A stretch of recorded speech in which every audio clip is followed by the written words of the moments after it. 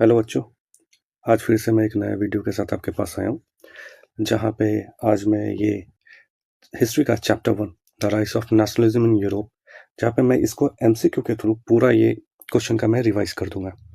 आई hope सो ये question और साथ साथ ये चैप्टर जो होता है बहुत ही इंपॉर्टेंट होता है तुम्हारे बोर्ड के लिए, और बहुत सारे बच्चों को इसमें प्रॉब्लम होता है। तो कैसे इसको हम बहुत ही अच्छे तरीके से, बहुत ही एक शॉर्ट टर्म में और बहुत क्लियर वे में इसको समझने का कोशिश करते हैं थ्रू एमसीक्यू। तो चलो स्टार्ट करते हैं। सबसे पहले नंबर ऑफ क्वेश्चन 1 के साथ। Number 1, first question. देखो फर्स्ट क्वेश्चन क्या है, बहुत ही इजी लग रहा है। और क्वेश्चन क्या है, the artist Frederick Sorio who was visualised in his painting a society made up of democratic and social Republic is a form. अब देखो यहाँ जब बात करते हैं इस टॉपिक से रिलेटेड, यहाँ बात करें किससे रिलेटेड, फ्रेडरिक सोरियो से रिलेटेड। जब फ्रेडरिक सोरियो से रिलेटेड बात करें, इससे पहले मैंने एक छोटा सा वीडियो भी, एक क्लिप भी बनाया इससे रिलेटेड। तो इसमें आपने देखा होगा कि यह फ्रेडरिक सोरियो का क्या था, एक इमेजिनेशन था, एक विजुअलाइजेशन था, जहाँ पे क्या किया था, 4 प्रिंट का फॉर्मेशन किया था, जहाँ पे क्या शो किया था, सोशल रिपब्लिक और डेमोक्रेटिक का फॉर्मेशन यहाँ पे शो किया था। तो ये किसके लिए था भाई, तो किसके लिए था, ये फ्रेंच के लिए था। ये कहाँ के थे ये आर्टिस्ट, तो फ्रेंच से रिलेटेड थे। क्लियर है।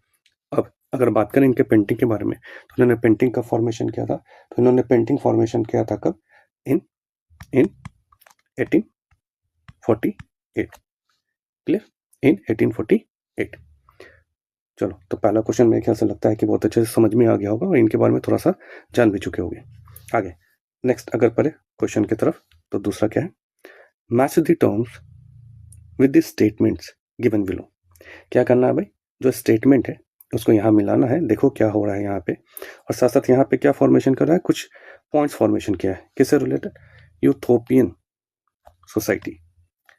अब देखो इसी से रिलेटेड, पहले वाला क्वेश्चन से रिलेटेड इसमें बात करते हैं।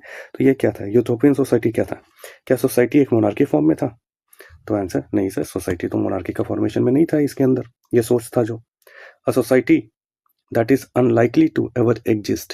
देखो यहाँ पे कुछ वर्ड आ रहा है, अनलाइकली टू एवर एग्जिस्ट। आते हैं सेकंड पे, लेकिन थर्ड नंबर देख लेते हैं option, a society under the control of a chosen few wise man. नहीं, फ्यू वाइज मैन के थ्रू ये चूजन नहीं था। For a society under parliamentary democracy, तो नहीं, पार्लियामेंट्री डेमोक्रेसी के अंदर भी नहीं था। क्या था भाई, यूथोपियन सोसाइटी क्या था, एक विजुअलाइजेशन था।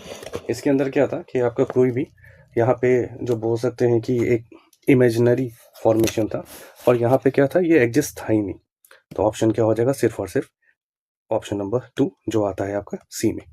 ठीक है, तो क्या हो जाएगा आपका ऑप्शन नंबर 2। नो, थर्ड में, थर्ड क्या बोल रहा है, nationalism which emerged as a force in the late 19th century. अब जब नेशनलिज्म के बारे में बात करते हैं तो थोड़ा सा इसके बारे में जान लेते हैं। क्या था नेशनलिज्म, एक अगर बात कर सके तो ये क्या था तुम्हारा, एक आइडियोलॉजी था। क्या था भाई, आइडियोलॉजी था। किसका आइडियोलॉजी था, एक आइडियोलॉजी अगर बात करें तो किसको प्रमोट कर रहा था, इस मूवमेंट में इंटरेस्ट था क्या, एक पार्टिकुलर नेशन का, जहाँ पे गेनिंग कर रहा था या मेंटेनिंग कर रहा था नेशन के सोवर्निटी और उसके होमलैंड को। तो अगर इस ऑप्शन के थ्रू देखें तो इस ऑप्शन में कौन आता है तुम्हारा ऑप्शन ये। तो अगर बात करें पहला, strong devotions for one's countries, one one's countries and its history and culture. ठीक है, कुछ ऑप्शन से ये लग रहा है, फैमिलियर लग रहा है कि हाँ मे बी ये हो सकता है, लेकिन और भी ऑप्शन को देख लेते हैं। Strong love for the one's own country and the hearted for the others. क्या हेट करेंगे, क्या नहीं भाई, दूसरे से क्यों हेट करेंगे, ये चीज़ तो नहीं होगा। नेगेटिव यहाँ पे स्टेटमेंट शो कर रहा है। Strong devotions for one's own country without appreciation for the other nation, नहीं, ये भी नहीं होगा। Equally strong devotion for all the country of the world. तो सिंपल सा क्या हो जाएगा तुम्हारा option number A. Option number A समझ में आ गया होगा। और नेशनलिज्म के बारे में बात कर लिए, क्या था, एक तरह का आइडियोलॉजी था जहाँ पे प्रमोट करते हैं क्या, अपने कंट्री को और अपने हिस्ट्री और कल्चर के साथ साथ यहाँ पे इस सोवर्निटी को आगे बढ़ाते हैं। ठीक है, नेक्स्ट क्वेश्चन 4। 4 क्या बोल रहा है, what vision of society did Sorrieu show which is idealistic that is unlikely to exist. कौन सा था भाई, तो कौन सा था बताओ। अभी फ्रेडरिक सोरियो के बारे में बात ही कर रहे थे, तो फ्रेडरिक सोरियो क्या था, एक यूथोपियन विजन के बारे में बात किया था। ठीक है, तो ऑप्शन क्या हो जाएगा तुम्हारा, ये यूथोपियन विजन। यहाँ पे थोड़ा सा ऑप्शन थोड़ा सा मिस हो गया है, लेकिन क्या हो जाएगा, ये क्या हो जाएगा तुम्हारा 4 का नंबर सी, यूथोपियन विजन। अगर फिर से अगर यहाँ पे थोड़ा सा फिर से दोहरा दें तो ये कब हुआ था पेंटिंग, 1848 में। क्या था 1848 में। और 1848 में ये किस लिए इस फिगर में क्या शो किया गया था? इस फिगर में शो किया गया था एक डेमोक्रेटिक और साथ साथ सोशल रिपब्लिक को। क्या? डेमोक्रेटिक और सोशल रिपब्लिक को यहाँ पे शो किया गया था। क्लियर है? चलो नेक्स्ट देखते हैं, नेक्स्ट क्या बोल रहा है। नेक्स्ट एमसीक्यू में देखते हैं, तो यहाँ बोला pick out the correct definition the term plebiscite. क्या है? पेल्विसाइड्स के बारे में यहाँ पे बात करें। पेल्विसाइड्स किसको बोलते हैं? जब पेल्विसाइड्स के बारे में बात करते हैं तो यहाँ पे कीवर्ड अगर बात करें पेल्विसाइड्स के बारे में तो एक डायरेक्ट वर्ड था। क्या था भाई? एक डायरेक्ट वर्ड था किसके लिए? Of all the member. क्या है? Of all the member of an electorate. या of the all the member of the electorate, ORAT। ठीक है। अब यहाँ पे जब ये कीवर्ड अगर बात करें तो अब देखते हैं इस पॉइंट्स में कहाँ पे ये वर्ड आते हैं, कहाँ पे ये छिपे हुए हैं। अगर आते हैं ए में, देखते हैं plebiscites is a direct vote by which one only the female members of a region are asked to accept or reject a proposal. क्या बोल रहा है? ओनली ए फीमेल, तो ये तो कभी नहीं होगा ओनली ए फीमेल, और उस समय तो फीमेल के बारे में बात ही नहीं किया जा रहा था। सी नंबर बी नंबर देखते हैं। क्या? Plebiscite is a direct vote by a female member of a matriarchal system to accept or reject a proposal. नहीं, ये भी नहीं होगा। अब देखते हैं सी नंबर देखते हैं। सी क्या बोल रहा है? Plebiscite is a direct vote by which all the citizen of a region are asked to accept or reject a proposal. देखो अभी यहाँ पे मैंने कुछ कीवर्ड लिखा। कीवर्ड में क्या था? Vote of all the member, और यहाँ पे मेरे को क्या मिल रहा है? Vote by which all the citizens.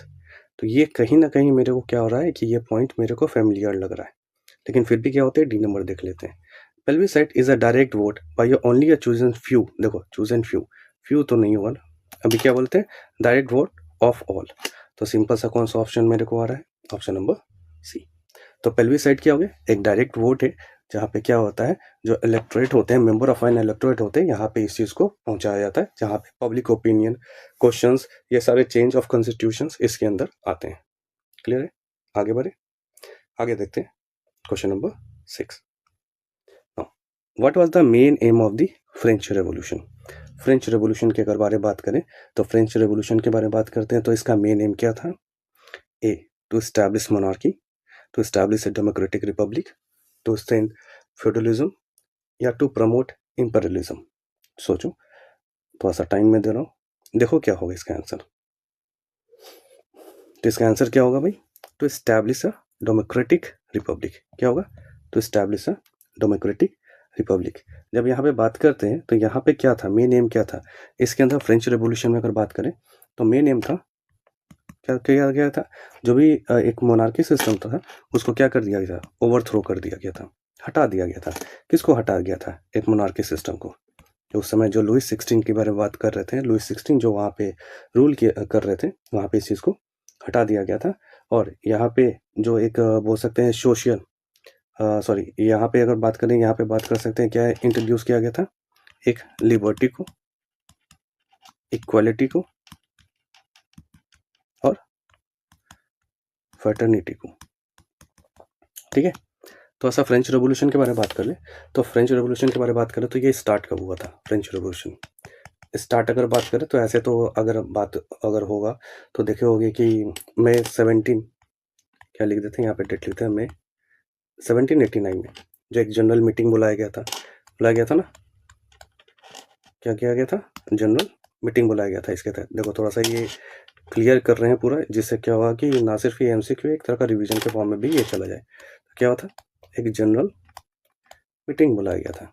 इस जनरल मीटिंग के तहत यहाँ पे क्या था कि भाई सारे को वोट देने को बोला गया था, लेकिन यहाँ थर्ड स्टेट्स के लोग बाहर निकल गए थे।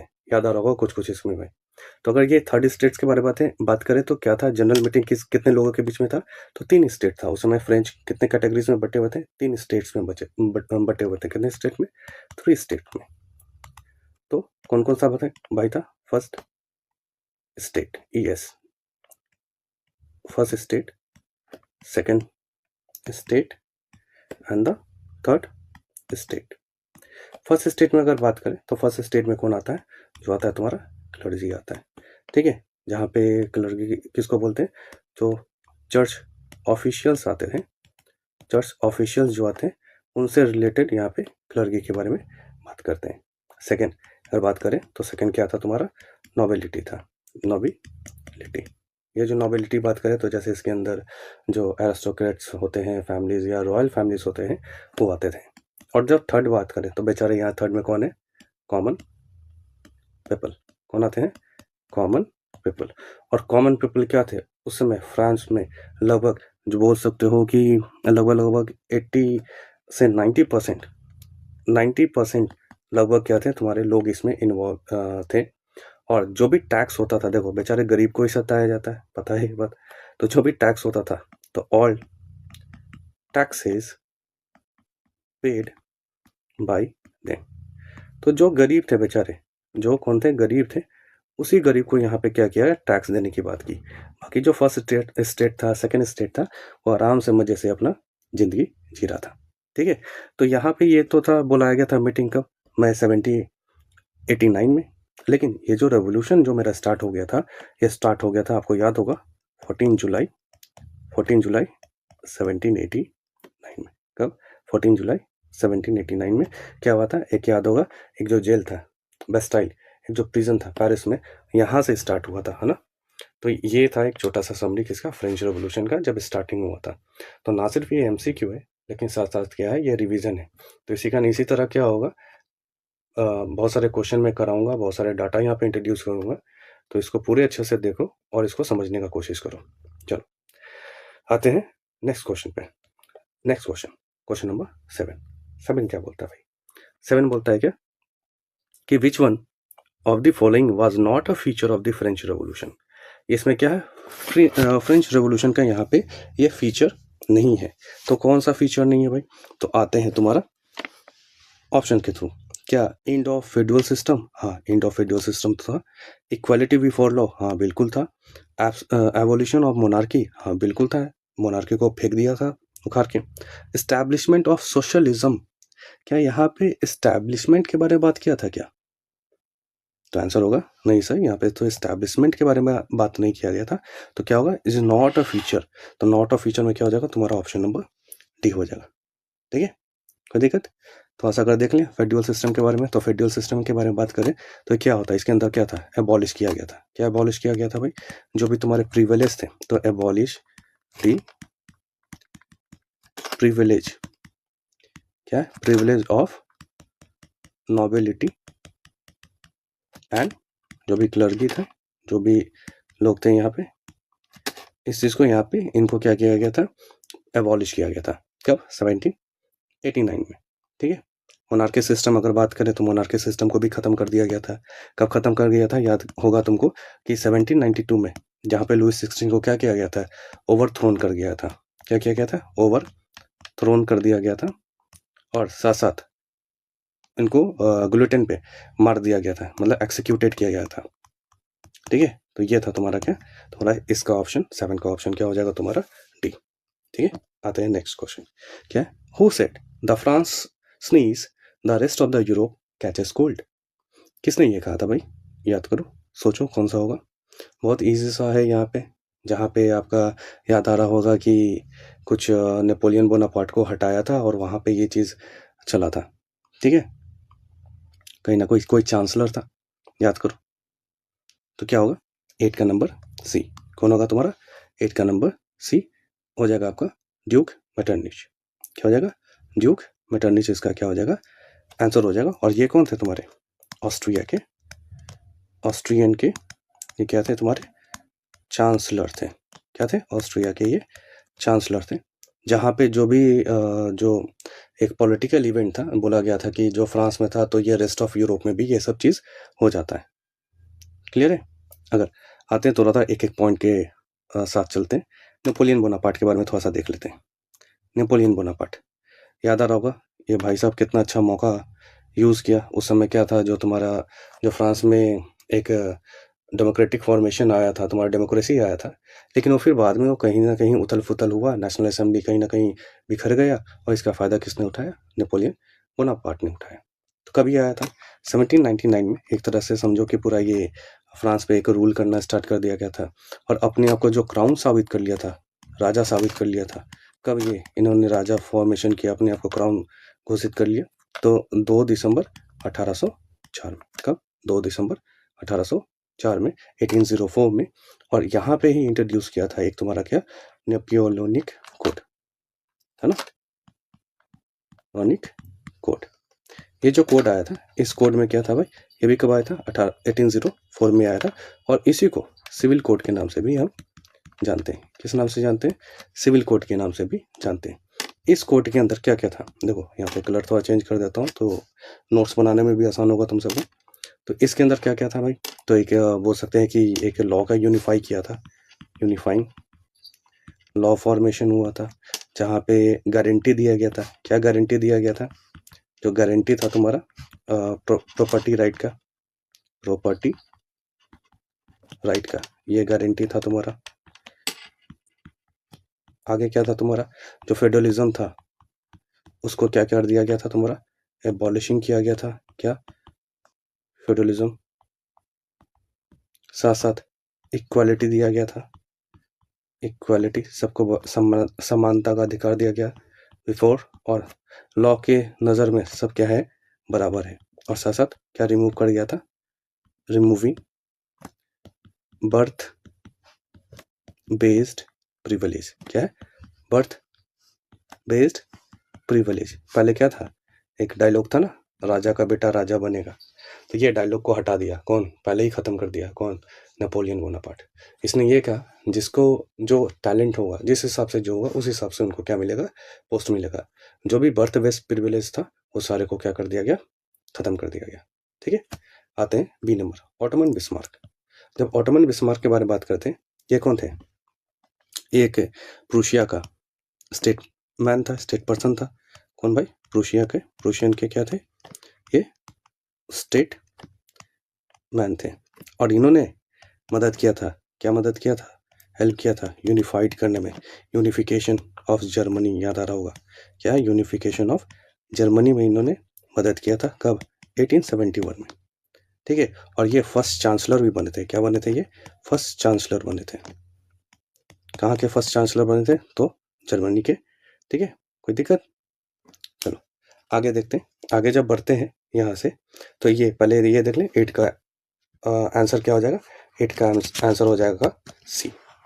जब 9 पे आते हैं, 9 पे अगर बात करते हैं, तो 9 में अगर बात करें तो क्या आता है, Ernest Renan believe that the existence of nation is a necessity because. जो अर्नेस्ट रेनन थे, उन्होंने बिलीव क्या था कि भाई जो नेशन जो एग्जिस्ट कर रहा है वो क्या, इसमें नेसेसिटी क्या जरूरी है, क्या होना चाहिए, क्या था ये? तो इसका ऑप्शन क्या हो जाएगा, देखो एक बार ऑप्शन देख लो। क्या है? A number, it ensure the liberty to all the inhabitant citizens, it ensure protection to all inhabitant, it ensure parliamentary form of government to its inhabitant, it ensure jobs and good health to all its inhabitant। देखो यहाँ जब rennin के बारे में बात करें, तो यहाँ पे सबसे पहले बात करें तो ये आज़ादी के बारे में बात किया था। किनके बारे में? लिबर्टी के बारे में बात किए थे, लिबर्टी। अब जब लिबर्टी के बारे में बात करते हैं, देखो बार बार इसी को बोले ना कि वर्ड याद करो, लिबर्टी के बारे में बात किए थे। तो यहाँ पे लिबर्टी अगर बात करें तो मेरे को दिख रहा है कौन सा, ऑप्शन नंबर ए। ठीक है, ऑप्शन नंबर ए इसका आंसर हो जाएगा। और इन्होंने एक ऐसे जो था, एक ऐसे में इन्होंने बोला था, उस ऐसे का नाम था व्हाट इज अ नेशन। क्या था? What is a nation, nation क्या है। क्लियर? आगे बढ़े, आते हैं क्वेश्चन नंबर 10। जब क्वेश्चन नंबर 10 में बात करते हैं तो क्या बोल रहा है, the first great revolutions which gave the clear idea of a nationalism with its core word. क्या? Liberty, equality and fraternity. देखो अभी मैं कुछ पहले जब फ्रेंच रेवोल्यूशन के बारे में थोड़ा बहुत ओवरव्यू दे रहा था तो उसमें ये चीज़ आया था। तो क्या था भाई? लिबर्टी है, लिबर्टी, इक्वालिटी और फर्टिनिटी। किस में ये फर्टिनिटी के बारे में बात किए थे? तो option number B, French revolution. देखा, जैसे जैसे कॉन्सेप्ट क्लियर होगा वैसे वैसे क्या होगा, ये एमसीक्यू भी बहुत ईजी वे में बन जाएगा। क्लियर है? आगे बढ़े, आगे देखते हैं 11। फिर से है सिविल कोड। देखो इसको भी मैंने अभी जस्ट क्लियर किया था। क्या था? Civil code. क्या सिविल कोड है? 1804, जो फ्रांस में जो यूजुअली किस नाम से जाना गया, तो किस नाम से जाना गया है? नेपोलियन कोड के नाम से, या इसी को बोलते हैं क्या, सिविल कोड। यहाँ पे लिखा भी है इसी को जानते हैं क्या, सिविल कोड के नाम से। क्लियर? चलो थोड़ा सा आगे जल्दी देख लें। 12 नंबर क्या है, the liberal nationalism stand for. Liberal मतलब यहाँ पे क्या बात की, फ्रीडम से बारे में बात की। किसके बारे में बात की, कीवर्ड याद करो, कीवर्ड फ्रीडम। तो फ्रीडम से बारे में बात करते हैं। तो ये जो फ्रीडम से बारे में बात करते हैं, तो ये देख लो यहाँ पे कहाँ पे फ्रीडम दिखा रहा है। अगर ऑप्शन में देखें तो एक ए नंबर, सी नंबर और डी नंबर। थोड़ा पढ़ लेते हैं, चलो आते हैं। A number, freedom for the individual and the equality before law. क्या, फॉर द इंडिविजुअल, हर एक इंडिविजुअल के लिए यहाँ पे बात किया जा रहा है। और सारे क्या, इक्वालिटी के बारे में बात किया जाए, मतलब सब लॉ के नज़र में सब बराबर। B number, preservation of autocracy and the clerical privilege. नहीं, ये तो बिल्कुल नहीं होगा। Freedom for only male members, नहीं, ओनली मेल मेंबर्स कहाँ होगा, वुमेन कहाँ चला जाएगा। क्या सिर्फ सोसाइटी मेल से ही चलता है? तो आंसर क्या हो जाएगा, नहीं सर ऐसा नहीं होगा। नो, डी नंबर देखते हैं। तो freedom only for senior citizen, नहीं, ओनली फॉर कैसे होगा, तो ये क्या होगा, ऑप्शन नंबर डी नहीं होगा, ऑप्शन नंबर बी नहीं होगा, ऑप्शन नंबर सी भी नहीं होगा, बी भी नहीं होगा। तो ऑप्शन नंबर कौन सा दिख रहा है, ऑप्शन नंबर ए दिख रहा है। क्या होगा, freedom for the individual and the equality before law. Clear है? तो ये कहीं ना कहीं ये जो नेशनलिज्म के बारे में बात करते हैं, तो ये जो चला था ये प्रथा, ये 19th सेंचुरी से एक लगभग सारी यूरोप में स्टार्ट हो गया था। कब से, 19th सेंचुरी से। आगे देखते हैं 13 नंबर, ये है मैच द फॉलोइंग। अब अभी तक जितना भी अभी एमसीक्यू की होगा ना, थोड़ा बहुत इससे रिलेटेड ही है। थोड़ा सा देख लेते हैं। मैच द फॉलोइंग में बात करें तो ये किससे होता है, देखते हो क्या है। अगर देखें A number, treaty of Vienna, Vienna के बारे में बात करें 1815। याद करो क्या है कि जब नेपोलियन बोनापार्ट को हरा दिया गया था, तब यहाँ पे कुछ हुआ था। ठीक है, तो कीवर्ड क्या है, नेपोलियन बोनापार्ट को हराया गया, कुछ वहाँ पे कुछ चेंजेस आए होंगे। नेशन स्टेट के बारे में बात करें, तो जब नेशन स्टेट के बारे में बात करते हैं तो यहाँ पे क्या हो जाएगा, बताओ किससे रिलेटेड बात कर रहे हैं, सोचो। थोड़ा बहुत याद करोगे तो समझ में आएगा, दिमाग में चलेगा कि हाँ सर इसका आंसर ये होगा। ठीक है, तो जब नेशन स्टेट के बारे में बात करें तो कहीं ना कहीं एक अभी जस्ट पढ़ रहे थे कि कॉमन आइडेंटिटीज़ के बारे में बात किए थे, है ना, कुछ हिस्ट्रीज होना चाहिए नेशन के लिए। एक्ट ऑफ यूनियन 1707 अगर बात करें तो क्या था भाई, कहीं ना कहीं इंग्लैंड और स्कॉटलैंड के बारे में बात किया था। और यंग यूरोप कौन था भाई, मजीनी के द्वारा था।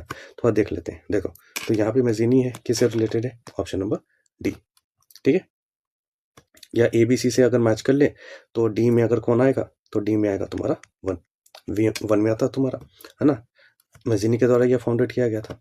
सी एक्ट ऑफ यूनियन 1707 के बारे में बात करें तो ये कौन आ जाएगा तुम्हारा 4, इंग्लैंड एंड स्कॉटलैंड का क्या हुआ था तुम्हारा, एक जो फॉर्मेशन हुआ था, यूनियन हुआ था, यहाँ पे ये चला था, है ना। तो ये हो गया तुम्हारा कौन सा नंबर, ये कौन है तुम्हारा 4, option number 4। Nation state, nation state में अगर बात करें तो नेशन स्टेट बी का क्या हो जाएगा तुम्हारा 3 हो जाएगा। और अगर बात करें ए का तो वियना, नेपोलियन वाला खोजो भाई, नेपोलियन में सेकंड, तो कौन सा दिख रहा है, ऑप्शन नंबर डी। तो डी में क्या हो जाएगा, सेकंड, थर्ड, 4 और 1, ये तुम्हारा ऑप्शन हो जाएगा। ठीक है, चलो नेक्स्ट देखते हैं क्वेश्चन नंबर 14। क्या है among the following form the secret society called young Italy. देखो एक यंग यूरोप था, एक यंग इटली के बारे में बात कर रहा है। कौन था, सिंपल सा आंख बंद करके आंसर मार दोगे। अभी जस्ट इसके बारे में हम बात भी कर लिए थे, क्या था यंग इटली के बारे में बात करें तो कौन था तुम्हारा, मजीनी। कौन है भाई आपका, यहाँ पे बात करें तो मजीनी के बारे में यहाँ पे बात कर सकते हैं।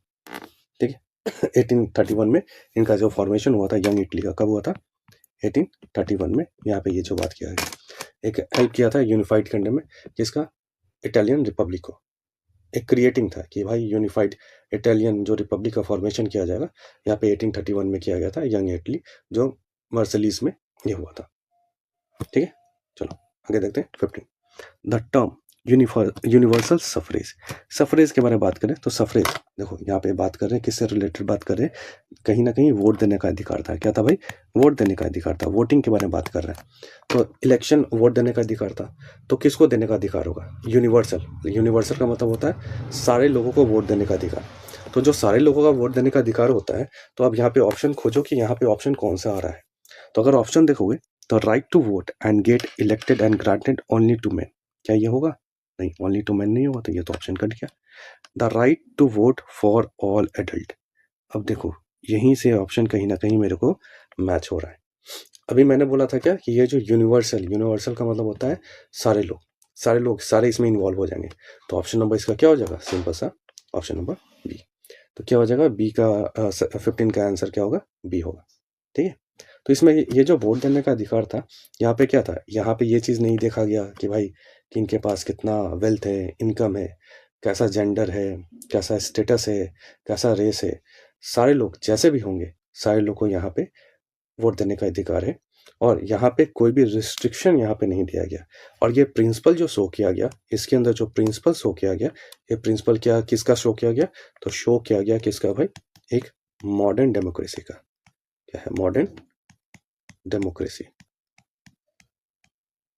ठीक है, यहाँ तक लगभग सारे बच्चों को बहुत अच्छे से समझ में आ रहा होगा और एक रिवीजन भी हो रहा होगा, क्योंकि एग्जाम भी नज़दीक है, आप सब पहले भी पढ़ चुके होंगे, तो एक रिकॉल हो रहा होगा और दिमाग में क्लिक हो रहा होगा कि हाँ सर ये सारे चीज़, ये सारे टर्म्स बहुत अच्छे से समझ में आ रहे हैं। ठीक है, अब आते हैं नेक्स्ट क्वेश्चन, क्वेश्चन नंबर 16। क्या बोलता है क्वेश्चन नंबर 16, बोला है which of the following is not a feature और बिलीव ऑफ कंजर्वेटिज्म। क्या है कंजर्वेटिज्म, यहाँ कंजर्वेटिज्म के बारे में बात करें तो क्या था, कैसे लोग थे ये, अगर बात करें एक कंजर्वेटिव माइंड के थे, ये बिलीव करते थे क्या भाई कि जो भी चीज़ है उसको प्रिजर्व किया जाए, किसी के बीच में बांटा नहीं जाए। क्या किया गया, प्रिजर्व करना, किसी के लोग में ये बिलीव नहीं करते थे बांटने में। ये हुआ कब था, ये जो वर्ड आया था, ये जो हुआ था नेपोलियन जो हरा के, नेपोलियन को कब हराया था भाई, तो नेपोलियन को हराया था कब, इन 1815 में, जो डिफीट किया गया था 1815 में। तो यहाँ पे क्या किया गया था, जो भी इनके स्टेट थे वो सारे को क्या करना था, प्रिजर्व करना था, किसी के बीच में बांटना नहीं था। तो इसमें क्या होगा, ऑप्शन देखते हैं, option number A, conservative believe is in established traditional institutes of the state and policy. क्या ये ट्रेडिशनल इंस्टीट्यूट्स ये सब का फॉर्मेशन के लिए एस्टैब्लिश करने की बात की गई थी। बी नंबर देखते हैं, conservative stress the importance of tradition and prefer gradual development to quick changes. क्या ये डेवलपमेंट के बारे में सोचा था कि सारे का डेवलपमेंट होगा। आगे आते हैं, conservatives propose to return the society of pre-revolutionary days and were against the idea of modernization to strengthen monarchy। ठीक है, क्या किया भाई, प्रपोज टू रिटर्न, देखो एक वर्ड पकड़ो, प्रपोज टू रिटर्न, क्या ये रिटर्न करेगा, रिटर्न के बारे में बात होगा, तो कहीं ना कहीं लग रहा है कि सर अभी तो आपने बोला था कि नहीं, यहाँ पे प्रिजर्व करेगा, रिटर्न नहीं करेगा। ठीक है, ऑप्शन नंबर डी देख लेते हैं, conservative believe in the monarchy church and the other social hierarchy. हाँ बिल्कुल ये सब सही बात है, तो ए बी और डी सही है। ऑप्शन नंबर सी क्या होगा, इसका जो होगा, मतलब इस क्वेश्चन के हिसाब से इसका फीचर नहीं होगा, तो ऑप्शन नंबर डी, तो sorry option number C, option number C क्या होगा, ये राइट आंसर हो जाएगा। तो 16 का कौन हो जाएगा तुम्हारा सही आंसर, यहाँ पे सारे का मार्क्स हटा देते हैं तो समझ में आएगा। तो ऑप्शन नंबर क्या हो जाएगा, सी, सी इसका क्या हो जाएगा, राइट आंसर हो जाएगा। क्लियर है, चलो जल्दी से देखते हैं क्वेश्चन नंबर 17 में बात करें, for the middle class of the Europe the most important feature of liberalism was. क्या था भाई, लिबरलिज्म के बारे में बात करें तो क्या था, liberal form of government, liberal freedom के बारे में बात किया, तो फ्रीडम के बारे में बात तुमको कहाँ दिख रहा है, तुमको दिख रहा है ऑप्शन नंबर सी, तो क्या हो जाएगा, individual freedom and the equality before law. इससे पहले भी इससे अभी थोड़ा देर पहले कुछ क्वेश्चन में इसके बारे में डिस्कशन कर चुके हैं। ठीक है, चलो नेक्स्ट क्वेश्चन, क्वेश्चन नंबर 18, क्या है रोमांटिसिज्म, क्या है रोमांटिसिज्म, क्या था भाई, रेफर्स टू, किससे रिलेटेड बात किए थे, ये जो बात किए थे कल्चरल से बात किए थे, पॉलिटिकल था, लिटरेसी होना चाहिए था यहाँ पे, या लिटरेरी मूवमेंट या रिलीजियस मूवमेंट, किसके बारे में बात किए थे, सोचो। तो ये कहीं ना कहीं बात था तुम्हारा ऑप्शन नंबर ए, कल्चर से रिलेटेड बात किए थे। तो ये कहीं ना कहीं जब ये बात करें कल्चर मूवमेंट या रोमांटिसिज्म के बारे में बात करें, ये इंट्रोड्यूस कहाँ कब हुआ था, तो बात कर सकते हैं कि सर ये हुआ था लेट 18th सेंचुरी में, और स्टार्टिंग हुआ था तुम्हारा किसका, 19th सेंचुरी का, किसका भाई, एक 19th सेंचुरी के बारे में बात किए थे। और कहीं ना कहीं ये की रोल प्ले किया था, की रोल प्ले किया था, किस चीज़ में ये की रोल प्ले किया था, इन डेवलपिंग, देखो तोड़ के लिख रहे हैं जिससे तुम सबको बहुत अच्छे से समझ में आए, इन डेवलपिंग नेशनलिस्ट, क्या है, इन डेवलपिंग नेशनलिस्ट सेंटिमेंट्स, ठीक है, इस चीज़ में आता। साथ साथ ये मूवमेंट जो हुआ था, ये मूवमेंट में क्या क्या इन्फ्लुएंस किया गया था, क्या क्या इसके अंदर इन्फ्लुएंस था, तो जैसे लिटरेचर था, पेंटिंग था, म्यूज़िक था, आर्किटेक्चर था, ये सारे इम्पैक्ट्स यहाँ पे थे, और जहाँ पे हेल्प किया था तुम्हारा specially the rise of nationalism में। क्लियर है? तो 18 का ऑप्शन नंबर ए। आते हैं नेक्स्ट क्वेश्चन, क्वेश्चन नंबर 19। क्या है, who among the following was proclaim the first king of the United Italy. क्या है भाई, ये कौन पहले था जो प्रोक्लेम किया first king of the United Italy? याद करो, देखो कौन सा होगा इसका नंबर, ऑप्शन बताओ कौन सा होगा। इसका होगा 19 का ऑप्शन नंबर डी। क्या होगा, विक्टर इमैनुअल सेकेंड। क्या होगा, विक्टर इमैनुअल सिस्टम सेकेंड। और ये जो तुम्हारा बोल सकते हैं, ये जो किंग का फॉर्मेशन हुआ था, प्रोक्लेम किया था खुद को किंग, कब किया था, 1960, सॉरी 19 बोल रहा हूँ, 19 नहीं, 1861 में। कब किया था, 1861 में। और यहाँ पे यही बना था तुम्हारा यूनिफिकेशन में, यूनिफिकेशन ऑफ इटली, ठीक है, यूनिफिकेशन ऑफ इटली। क्लियर? आते हैं question number 20। Who among the following hosted the Congress at the Vienna. क्या किसने होस्ट किया था, तो बताओ, ऑस्ट्रिया में कुछ हुआ था, तो ऑस्ट्रिया में हुआ था, कौन था भाई ऑस्ट्रिया का चांसलर? अभी जस्ट इसके बारे में बहुत अच्छे से इसको एक्सप्लेन कर चुके हैं हम सब। तो कौन था ये तुम्हारा ऑस्ट्रियन चांसलर, जो था तुम्हारा ड्यूक मेटरनिच, ऑप्शन नंबर ए, ठीक है। चलो नेक्स्ट क्वेश्चन जल्दी से देख ले, क्वेश्चन नंबर 21 में बात करो, क्या identify and mark the incorrect response about the क्या है तुम्हारा नेपोलियनिक कोड। क्या है, नेपोलियनिक कोड के बारे में अगर बात करें तो यहाँ पे ये बात कर रहा है कि इसमें से कौन सा इनकरेक्ट रिस्पॉन्स इसमें बात किया जा रहा है। तो जब इनकरेक्ट के बारे में बात करते हैं तो देख लेते हैं भाई, नेपोलियनिक कोड क्या था, तो क्या था, A did away with all the privilege based on the birth and the establish equality. हाँ भाई, ये बिल्कुल सही बात है, हटा दिया गया था, प्रिविलेज बेस्ड ऑन बर्थ हटा गया था, इक्वालिटी के बारे में बात किया गया था, तो ये तो सही बात है। फिर है formulated code for the armies, हाँ आर्मी के लिए कोड का फॉर्मेशन किया गया था। डिस्ट्रॉय फेडरलिज्म इन आर्मी, हाँ फेडरलिज्म को भी ये खत्म कर दिया था। अब क्या है, ensure the right to property for the privilege classes. देखो ये क्या बोल रहा है point, ensure the right of the property for the privilege classes. क्या ऐसा था, क्या यहाँ पे right to property privilege classes के लिए इंश्योर किया गया था, क्या ऐसा था क्या? नहीं, ऐसा नहीं था। क्या था भाई, यहाँ पे जो प्रिविलेज था ये हटा दिया गया था, ठीक है, ये सारे जो प्रिविलेज थे हटा दिया गया था, बेस्ड ऑन बर्थ था, सारे चीज़ को यहाँ पे हटा दिया गया था। तो यहाँ पे क्या हुआ, 21 का डी। तो इसका आंसर क्या हो जाएगा तुम्हारा इसको प्रिविलेज को हटा दिया गया था, तो इसका 21 का क्या हो जाएगा, डी हो जाएगा, ensure right to property for the privilege classes. ये तुम्हारा इनकरेक्ट रिस्पॉन्स था इस कोड का, सिविल कोड का। नेक्स्ट क्वेश्चन देखते हैं 22। क्या है, which one of the following state was ruled by an Italian princely houses before the unification of the Italy? अब देखो यूनिफिकेशन ऑफ इटली के अगर बारे में बात करें, तो जब यूनिफिकेशन ऑफ इटली के बारे में बात करें थोड़ा सा इसके बारे में जान लेते हैं। क्या था यूनिफिकेशन ऑफ इटली, तो क्या था तुम्हारा इटली में अगर बात करें बिफोर यूनिफिकेशन, अगर बात करें बिफोर यूनिफिकेशन, अब बिफोर यूनिफिकेशन के बारे में बात करें तो लगभग mid of the 19th century, mid of the 19th century में बात करें तो ये जो रीजन था बहुत सारे स्टेट में ये बटा हुआ था। जैसे क्या क्या था भाई, बहुत सारे किंगडम थे, जैसे सर्दोनिया थे, सर्दोनिया पिडमेंट थे, जो रूल किया जा रहा था इटालियन प्रिंसेस हाउस। अगर होगा तो लोग लिख देते हैं यहाँ पे, देखो शायद तुम्हारा आंसर भी इसी के अंदर तुमको मिल जा रहा होगा, दिख रहा होगा, ठीक है। ये जो था ये रूल किया जा रहा था, किसके द्वारा रूल किया जा रहा था, तो ये क्या था, इटालियन प्रिंसली हाउस के द्वारा यहाँ पे ये क्या किया जाता, रूल किया जाता, ठीक है। फिर उसी तरह अदर जो रीजन था, जैसे अदर रीजन कौन था तुम्हारा, लॉम्बार्डी था, तुम्हारा वेनेटिया था, ये सारे अंडर किसके थे? ये सारे ऑस्ट्रियन हैम्सबर्ग रूलर्स रूल ये सब कर रहे थे, जहाँ पे किंगडम जो टू सिसिलीज था, और ये रूल किया जा रहा था तुम्हारा स्पेनिश बर्बन डायनेस्टी के द्वारा। ठीक है, मतलब क्या था, ये जो लोम्बार्डी और वेनेशिया था, ये तुम्हारा रूल किया जा रहा था किसके अंदर? तुम्हारा ऑस्ट्रियन हैम्सबर्ग के द्वारा। ठीक है, और जो तुम्हारा जो किंगडम था, किंगडम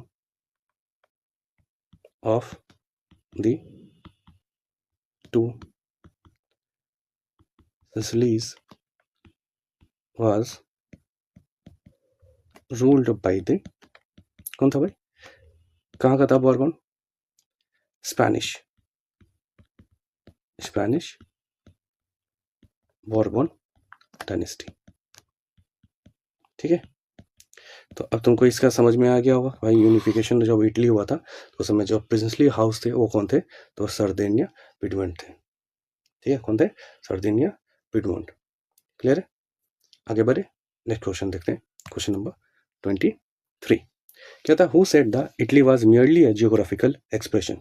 किसने कहा था कि भाई ये जो है एक छोटा सा जियोग्राफिकल एक्सप्रेशन है? बताओ, सोचो। तो ये था कौन? तुम्हारा मेटरनिश के द्वारा। ठीक है, नो 24 में आते हैं। Who followed the policy of blood and iron for the national और unification? देखो ये जो वर्ड है ना, blood and iron, एक बहुत ही इंपॉर्टेंट है। और यहाँ पे बात किससे कर रहे हैं? तुम्हारा एक यूनिफिकेशन के बारे में बात कर रहे हैं। तो किस यूनिफिकेशन में, किस कंट्री का जब ये यूनिफिकेशन हुआ था तो उसमें ये बात किया गया था, और किसने ये कहा था? बताओ। तो ये कहा गया था ऑटोमन बिस्मार्क के द्वारा। Option number A, Ottoman Bismarck. उस समय ये क्या था? ये जो ऑटोमन बिस्मार्क था वो क्या था? एक मिनिस्टर था, प्रेसिडेंट था, प्रेसिडेंट था किसका? प्रूशिया का। किसका था भाई? प्रूशिया का। ये क्या था? तुम्हारा प्रेसिडेंट था। साथ साथ क्या किया था? ये अचीव, हेल्प किया था किसमें? देखो लिख देता हूँ, पॉइंट वाइज लिख देता हूँ तो हेल्प मिलेगा तुम सबको। Help to achieve the unification. क्या किया जा रहा है? Unification of Germany in the 19th century. ठीक है, क्या हुआ था? ये अचीव करने में, यूनिफिकेशन को मदद करने में, जर्मनी को यूनिफिकेशन करने में ये क्या हुआ था? मदद किया था। साथ साथ इनका जो अप्रोच था, ये जो यूज़ किया है मिलिट्री पावर, तो ब्लड का मतलब क्या हो? यहाँ पे जो ब्लड जो टर्म आया ना, ये जो ब्लड बात करते हैं किससे रिलेटेड बात करते हैं? मिलिट्री पावर से बात करते हैं। क्या? मिलिट्री पावर से बात करते हैं। और जो यहाँ पे जो आयरन के बारे में बात करते हैं, लोहा, कहाँ पे? इंडस्ट्रीज, मतलब इनके स्ट्रेंथ को बढ़ाने के बारे में बात करते हैं, इंडस्ट्रियल पावर। ठीक है, तो मतलब ये जो ब्लड और जो आयरन है, इनके स्ट्रेंथ को क्या किया जा रहा है? एक बढ़ाने के बारे में यहाँ पे बात किया जा रहा है। तो इसी में ये टर्म आया है, ब्लड एंड आयरन। तो इसका जो ऑप्शन होगा 24 का क्या हो जाएगा तुम्हारा? ए, ऑटोमन बिस्मार्क। और ये कहाँ बात किया है? यूनिफिकेशन ऑफ जर्मनी में बात किया गया।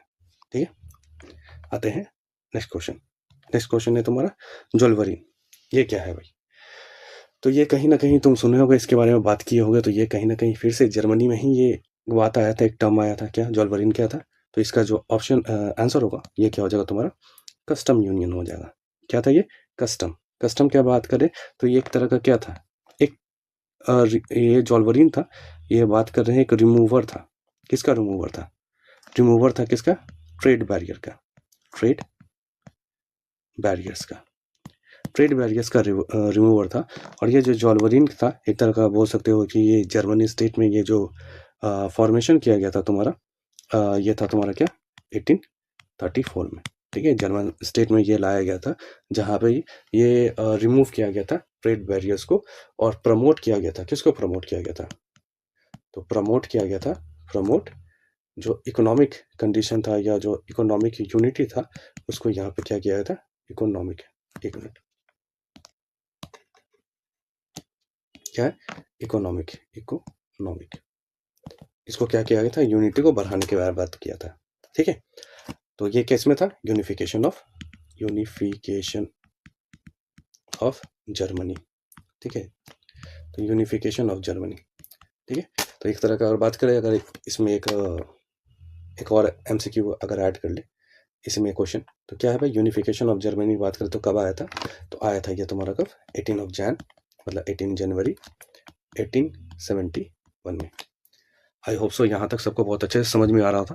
तो ये वीडियो थोड़ा लंबा जाएगा, लेकिन क्योंकि ये बहुत इंपॉर्टेंट ये चैप्टर भी है और ये तुम सबको भी पता है कि कितना ये इसमें बहुत सारे टॉपिक भी है, तो इसको जितने अच्छे से समझोगे, जितने छोटे छोटे वर्ड को पकड़ोगे, उतने अच्छे से एग्जाम में हर पॉइंट को अच्छे से बना सकते हो। ठीक है, चलो कुछ ही और क्वेश्चन है, क्योंकि 30 क्वेश्चन मैं लेके आया हूँ, 25 तक हो गया। आगे देखते हैं नेक्स्ट क्वेश्चन क्या है, 26। Who played the leading role in the unification of Germany? देखो अभी जस्ट ही मैंने बता दिया, तो इस पर ज़्यादा मैं बात नहीं करूंगा। इसका सिंपल सा आंसर क्या हो जाएगा तुम्हारा, ऑटोमन बिस्मार्क, जो प्रुशिया का क्या था, चीफ मिनिस्टर के फॉर्मेशन में यहाँ पे काम कर रहा था, रोल कर रहा था। ठीक है, आते हैं नेक्स्ट क्वेश्चन 27 क्या है, 3 wars over 7 years with Austria, Denmark, Germany and France ended in। अब ये जो 3 वार चला था 7 सालों तक, और इसके बाद कहीं ना कहीं तुम्हारा कोई फॉर्मेशन हुआ था। ये जो फॉर्मेशन हुआ था, क्या फॉर्मेशन होता है, एक यूनिफिकेशन हुआ था। किसका यूनिफिकेशन? देखो इस क्वेश्चन में एक आंसर छिपा हुआ है, तो बताओ किसका यूनिफिकेशन हुआ था भाई? तो यूनिफिकेशन हुआ था किसका, तुम्हारा जर्मनी का। किसका? जर्मनी का। और यहाँ पे ये जो विक्ट्री, यहाँ पे जो बात कर रहे हैं किसके, तो यहाँ पे जर्मन विक्ट्री नहीं कर देना, यहाँ पे क्या हो जाएगा तुम्हारा, इसका ऑप्शन जो आएगा ये किससे है, प्रूशिया का। क्या हो जाएगा तुम्हारा, प्रूशिया का विक्ट्री हो जाएगा। ठीक है, तो ये जो प्रूशिया विक्ट्री था, किसके अंदर में ये लड़ाई किया गया था, कौन थे इसके, अभी जस्ट इसके पहले मैंने देखा, तो ऑटो